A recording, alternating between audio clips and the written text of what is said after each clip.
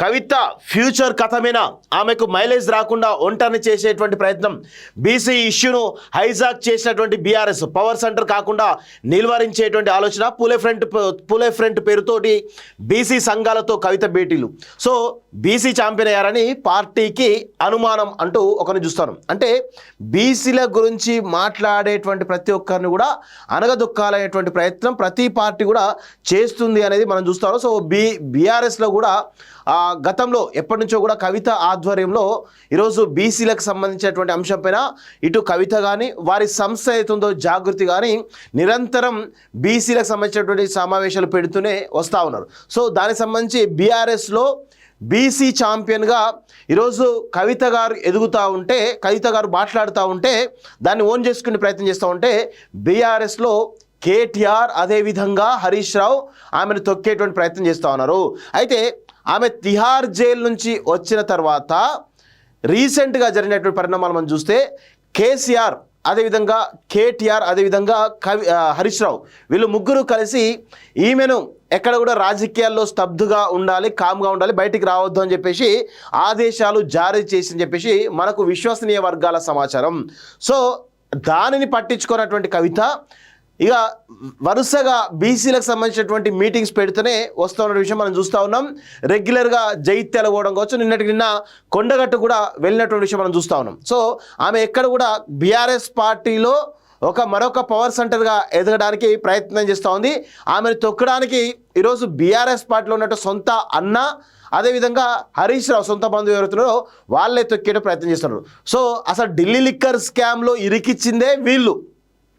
సంతోష్ రావు ఒకవైపు, కేటీఆర్ ఒకవైపు, హరీష్ రావు ఒకవైపు, ఈ ముగ్గురు కలిసి ఆమెను ఢిల్లీ లిక్కర్ స్కామ్లో ఇరికించారనేది బహిరంగ సత్యం అది.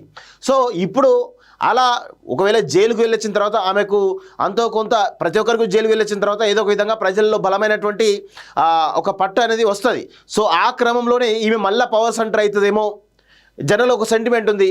జైలుకు వెళ్ళొచ్చిన వాళ్ళంతా కూడా సీఎంలు అవుతా ఉన్నారు కదా, మరి మేము ఇంతవరకు వెళ్ళలేదు, రేవంత్ రెడ్డి మమ్మల్ని అరెస్ట్ చేస్తలేడు, అరెస్ట్ చేస్తే మేము సీఎం ఫ్యూచర్ సీఎం అనేటువంటి ఒక ట్యాగ్ పడుతుంది కాబట్టి రేవంత్ రెడ్డి అరెస్ట్ చేస్తలేడు, సో మాకు అది వెళుతూ ఉంటుంది. సో ఆమె కవిత పవర్ సెంటర్ అయిందనుకో మాకు ఇబ్బందికరం అవుతుంది. దాంట్లో కేటీఆర్ హరీష్ రావు ఇద్దరు కలిసి ఆమెను చాలా పెద్ద ఎత్తున రాజకీయంగా అనగదొక్కడానికి సొంత ఇంట్లోనే భారీ కుట్ర జరుగుతూ ఉంది. సో బీసీ ఛాంపియన్ అయ్యారని పార్టీకి అనుమానం. ఇంతకాలం బీసీలపై నాయకత్వం నిర్లక్ష్య ధోరణి. ఇటీవల బీసీ ప్రజాప్రతినిధులతో తరచూ మీటింగ్, జిల్లాల స్థాయిలో బీసీ సభలు నిర్వహించేటువంటి ప్లానింగ్, ఓటు బ్యాంకు చేజారుతున్నదని లీడర్షిప్లో డౌట్, మాస్టర్ స్ట్రోక్గా సీఎం రేవంత్ కులగణ వ్యూహం అంటూ ఒకరిని చూస్తున్నాం. అయితే ఈ క్రమంలో మనం చూసినట్లయితే బీఆర్ఎస్ పార్టీ కంటే ముందే ఎప్పుడైతే బీఆర్ఎస్ పార్టీ ప్రభుత్వాన్ని కోల్పోయిందో, డిసెంబర్లో కాంగ్రెస్ ప్రభుత్వం ఏర్పడిందో, జనవరిలో ఆమె యునైటెడ్ పూలే ఫ్రంట్ పేరుతోటి కొన్ని బీసీ సంఘాలతో కలిసి యునైటెడ్ పూలే ఫ్రంట్ను స్థాపించడం జరిగింది. సో దానిలో భాగంగా ఆమె రెగ్యులర్గా యాక్టివిటీ చేస్తూ ఉంది. ఈమె తిహార్ జైలుకు పోకముందే దాదాపు హైదరాబాద్లో కానీ, వరంగల్లో కానీ, నల్గొండలో కానీ, ఇటు వివిధ ఉమ్మడి జిల్లాలలో బీసీలకు సంబంధించిన సమావేశాలు పెట్టి కొంత కామారెడ్డి బీసీ డిక్లరేషన్ కానీ, బీసీ రిజర్వేషన్ల పెంపు పైన ఆమె ఎంతో కొంత మాట్లాడిన విషయం వాస్తవం. ఆ తర్వాత ఆమె తిహార్ జైలుకి వెళ్ళింది, తర్వాత రావడం కూడా జరిగింది. వచ్చిన తర్వాత ఇందిరా పార్క్ వద్ద ధర్నా కావచ్చు, లేకపోతే బీసీలకు సంబంధించిన దాదాపు ఇందిరా పార్క్ దగ్గర ధర్నా చేస్తే దాదాపు ఒక 50కి పైగా బీసీ సంఘాలు కూడా అందులో పాల్గొన్న విషయం చూస్తూ ఉన్నాం.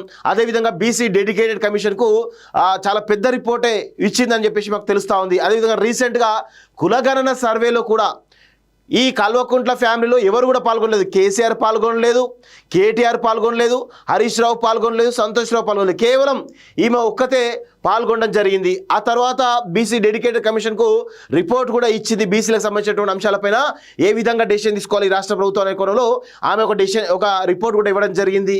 ఇలా పలు సమావేశాలు రెగ్యులర్గా బీసీలకు సంబంధించిన అంశాన్ని ఓన్ చేసుకునే ప్రయత్నంలో ఆమె బీఆర్ఎస్ పార్టీ కంటే ముందు సక్సెస్ అవుతా ఉన్నారు అనే విషయం తెలుసుకున్నటువంటి బీఆర్ఎస్ నాయకత్వం ఇక ఆగమేఘాల మీద బీసీలకు సంబంధించినటువంటి బీఆర్ఎస్లో పార్టీలో ఉన్న బీసీలకు సంబంధించిన నాయకులను పిలిపించుకొని మాట్లాడడం కావచ్చు, లేకపోతే కార్యాచరణ సిద్ధం చేయడం కావచ్చు, ఇవన్నీ కూడా చూస్తూ ఉన్నాం. ఇంకొక విషయం కూడా గుర్తుపెట్టుకోండి మిత్రులారా, అసెంబ్లీ సమావేశాలు, శాసనసభలో, శాసన మండలిలో మొన్న ప్రత్యేక సమావేశాలు జరిగినాయి. దానిలో ఎస్సీ వర్గీకరణకు సంబంధించినటువంటి అంశం డిస్కషన్ జరుగుతున్నప్పుడు ఎస్సీ వర్గీకరణ మీద కేటీఆర్ మాట్లాడి వాకౌట్ చేశారు. సో వాళ్ళకు బీసీలకు సంబంధించినటువంటి సోయి లేదు, సమస్యల మీద మాట్లాడేటువంటి సోయి లేదు. అదేవిధంగా ఎస్సీ వర్గీకరణను దళితులందరూ అవమానించే విషయం చూస్తూ ఉన్నాం. ఆ క్రమంలో శాసన మండలిలో కూడా శాసనసభలో కేటీఆర్ ఆధ్వర్యంలో 25 మంది 30 మంది ఎమ్మెల్యేలు వాకౌట్ చేయడం జరిగింది. అదేవిధంగా శాసన మండలిలో కూడా చాలామంది బీఆర్ఎస్ సంబంధించిన ఎమ్మెల్సీలు వాకౌట్ చేయడం జరిగింది. దానిలో భాగంగా కేవలం కవిత ఒక్కరే ఈ బీసీలకు సంబంధించిన అంశాల మీద ఆమె ఒక్కతే ఆ బీఆర్ఎస్ పార్టీలో ఉన్న డెసిషన్ వ్యతిరేకించి మరి అక్కడ కూర్చున్న విషయం మనం చూస్తూ ఉన్నాం. ఆ విషయం అందరూ కూడా గమనిస్తూ ఉన్నారు. అందరూ వాకౌట్ చేయడం కూడా ఆమెను ఒంటరి చేసి అందరూ వెళ్ళిపోయారు. ఆమె ఒక్కతే మాత్రం బీసీల సమస్యల మీద ఖచ్చితంగా మాట్లాడితే ఇక్కడ చర్చ చేస్తా అని చెప్పేసి ఆమె మంకుపాటు పట్టుకొని ఏది అసెంబ్లీలో శాసన మండలిలో కూర్చున్న విషయం కూడా చూస్తూ ఉన్నాం. సో ఈ విధంగా బీసీలకు సంబంధించినటువంటి విషయంలో కల్వకుంట్ల ఫ్యామిలీలో కొంతమేర ఆమె దూకుడుగా ముందుకు పోతున్న విషయంలో కేటీఆర్ కానీ హరీష్ రావు కానీ కేసీఆర్ కానీ మింగుడు పడలేదంటే అంశం తెలుస్తూ ఉంది. దానిలో భాగంగా రీసెంట్గా కేటీఆర్ కూడా వరుసగా బీసీ నాయకులతో ప్రెస్ మీట్ పెట్టడం, నిన్న కూడా ఒక ప్రెస్ మీట్ పెట్టిండు. ఒకసారి ఆ ప్రెస్ మీట్లో ఏం మాట్లాడుతున్నాడో ఒకసారి చూసేటువంటి ప్రయత్నం చేద్దాం. చూడండి. మేము బీఆర్ఎస్ పార్టీగా డిమాండ్ చేస్తున్నాం, వెంటనే రీసర్వేకి ఆదేశించు. 15 రోజుల నెల రోజుల తీసుకొని వెంటనే రీసర్వేకి ఆదేశించి సరైన లెక్కలు తేల్చండి. మేమందరం కూడా చొరవ తీసుకుంటాం. మొన్న అన్నావు కదా, కేసీఆర్ పాల్గొనలే, కేటీఆర్ పాల్గొనలే, ఇంకొకరు పాల్గొనలేదని. నాకు మీరు ఏం చెప్పినారు మీ కులగనప్పుడు? మొదలు మీరు చెప్పింది ఏంది? స్వచ్ఛందంగా ఎవరు ముందుకు వస్తే వాళ్ళు రండి, ఇచ్చేది ఏంటి? అయినా నాకు గెలవ కడుగుతా, గుంటి సాగులు అడగడం కాదు, గుంటి సాగులు ఎత్తుకడం. ఇది యొక్క చిత్తశుద్ధి. ఏమంటారు? మళ్ళీ రీసర్వే చేయండి, 15 రోజులు కాదు 20 రోజులు కాదు, రీసర్వే చేయండి, నేను పాల్గొంటా, మా అయ్య పాల్గొంటాడు అని మాట్లాడుతూ ఉన్నాడు. సో ఇక్కడ విషయం గుర్తుపెట్టుకోండి మిత్రులారా, కొంచెమన్నా సిగ్గుండాలి కదా. బీసీలకు సంబంధించి ఆల్రెడీ క్లియర్గా బీసీ కులగణన మీద ఈ రాష్ట్ర ప్రభుత్వం సర్వే చేపడుతోంది. గతంలో మీరు సమగ్ర కుటుంబ సర్వే చేపడితే ఏ ఒక్క రాజకీయ నాయకుడు కానీ ఏ ఒక్క పౌరుడు కానీ వ్యతిరేకించరా? ఎవరు కూడా వ్యతిరేకించలేదు. మీరేమో ఇప్పుడు కులగణన సర్వే ప్రకారం కులాలకు సంబంధించిన లెక్కలు తీస్తూ ఉంటే మీరెందుకు పాల్గొనలేదు?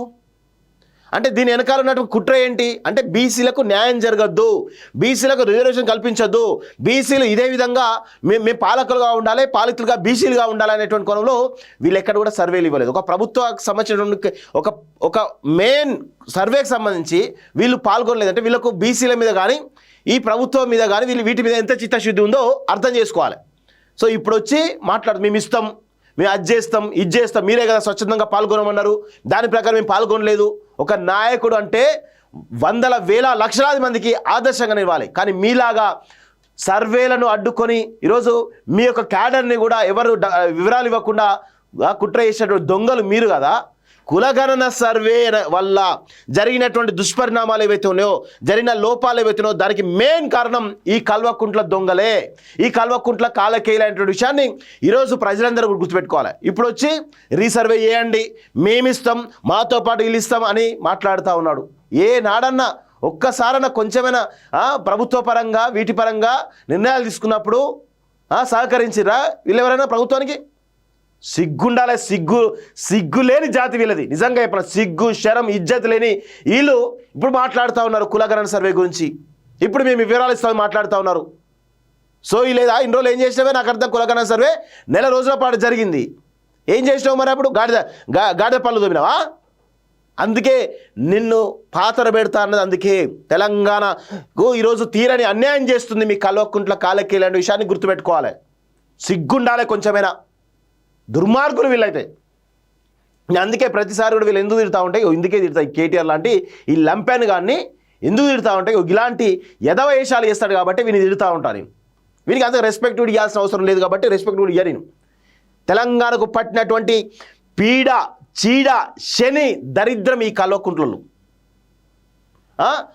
ఆమె కవితనేమో అంతో కొంత బీసీ రాగం ఎత్తుకుంటా ఉంటే ఈ దొంగలు ఆమెకి ఎక్కడ క్రెడిట్ పోతుందని చెప్పేసి ఈ దొంగ వచ్చేసి మాట్లాడుతూ ఉంటాడు బీసీల గురించి. ఇన్ని రోజులు ఏం చేసిండు మరి? సంవత్సరాల కాలం పాటుగా ఈరోజు బీసీలకు సంబంధించి ఉద్యమాలు జరుగుతూ ఉన్నాయి, వీటికి సంబంధించి అనేక జరుగుతూ ఉంటాయి. ఇప్పుడు మాట్లాడుతూ ఉన్నారు. ఇంకొక విషయం కూడా గుర్తుపెట్టుకోవాలి మిత్రులారా.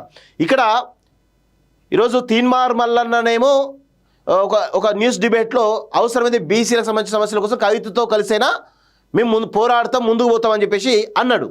ఈయనేమంటున్నాడు? ఈయనే తీన్మార్ మల్లన్న జపం చేస్తూ ఉన్నాడు. తీన్మార్ మల్లన్న నేను తగలబెట్టిండు, వాళ్ళ సొంత పార్టీ ఎమ్మెల్సీ తగలబెట్టిండు కదా. ఆయననే రాంగ్ అంటుండు అని చెప్పేసి ఈయన అంటా ఉన్నాడు. అంటే ఆయననేమో కవితకు సంబంధించిన అంశం మాట్లాడుతూ ఈయనేమో తీర్మానం జపం చేస్తూ ఉన్నాడు. ఇట్లా ఉంది వీళ్ళ యొక్క వ్యవహార శైలి.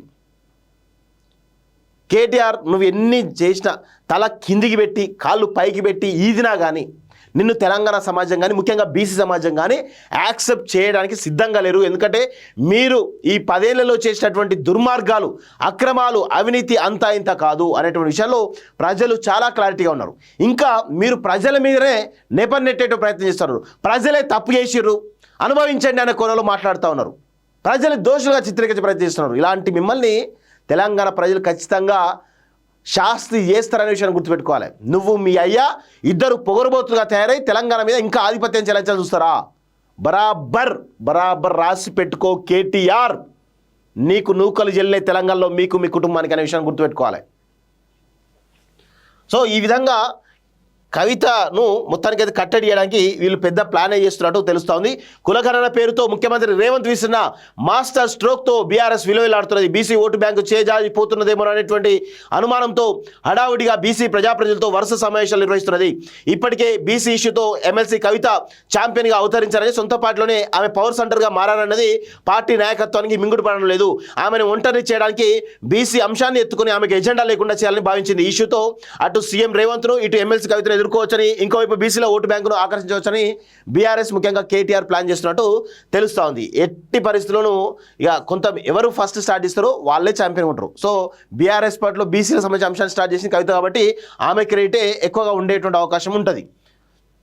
సో ఇంతకాలం బీసీ సంఘాలు పట్టించుకొని బీఆర్ఎస్ ఇప్పుడు కులగణన అంశాన్ని టేకప్ చేసి తప్పుల తడక అంటూ ప్రభుత్వాన్ని విమర్శించే అస్త్రాన్ని ఎంచుకున్నది. త్వరలో జిల్లాల స్థాయిలో బీసీ సభలను నిర్వహించాలని భావిస్తున్నది. బీఆర్ఎస్లో బీసీ ఛాంపియన్గా కవిత అంటూ చూస్తున్నాం.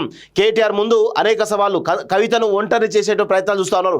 ఢిల్లీ లిక్కర్ స్కామ్లో కవిత ప్రమేయం ఉన్నట్లు ఆరోపణలు వచ్చినప్పటి నుంచి పార్టీ యాక్టివిటీస్లో పాల్గొనకుండా ఆమెను దూరం పెట్టినటువంటి నాయకత్వం ఇప్పటికీ అదే వైఖరి ప్రదర్శిస్తున్నది. పార్టీ సమావేశాలకు ఆమెను ఆహ్వానించడం లేదు. ఒకవేళ పిలిచినా వేదికపై మాట్లాడేందుకు ఛాన్స్ ఇవ్వడం లేదు. కులగణన విషయంలోనూ శాసనమండలిలో మాట్లాడేందుకు మనసుంచారి ఎల్ రమణ, డిప్యూటీ చైర్మన్ బండ ప్రకాశ్ మాత్రమే మాట్లాడేందుకు పార్టీ నాయకత్వం అనుమతి ఇచ్చింది. కవితకు ఛాన్స్ ఇవ్వకపోవడం ఆమెను మానసికంగా వేధింపులకు గురి చేయడమేనని ఆమె అభిమానులు, జాగృతి కార్యకర్తలు నొచ్చుకున్నారు. బీసీ ఇష్యూలో పార్టీ కంటే ముందుగానే చొరవ తీసుకునే డెడికేటెడ్ కమిషన్కు 33 పేజీల నోట్ ఇచ్చారని, సమస్యలు ప్రస్తావించారని వారు గుర్తు చేశారు.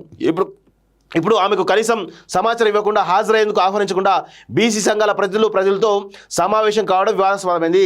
సీఎం రేవంత్ ప్లాన్తో కేటీఆర్లో ఆందోళన అంటూ చూస్తున్నాం. కేటీఆర్ ముందు అనేక సవాళ్ళట. సో ఏది ఏమైనా ఇప్పుడు 10 ఏళ్ళు వీళ్ళ అధికారంలో ఉండి బీసీలకు చేసింది శూన్యం. బీసీలను తీవ్రంగా మోసం చేసింది వీళ్ళంతా ఈ కల్వకుంట్ల కాలకేల విషయం కూడా చూస్తూ ఉన్నాం. సో ఇప్పుడు కవితను ఇక బీసీ సంబంధించిన ఇష్యూస్ను కూడా డైవర్ట్ చేయడానికి పెద్ద ఎత్తున ప్రయత్నాలు చేస్తున్నారు. వీళ్ళెవరిని కూడా దయచేసి కేటీఆర్ లాంటి వాళ్ళను తెలంగాణ సమాజం నమ్మొద్దు, ముఖ్యంగా బీసీ సమాజం కూడా ఎవరు నమ్మొద్దు అని చెప్పేసి కూడా నేను కోరుతా ఉన్నాను.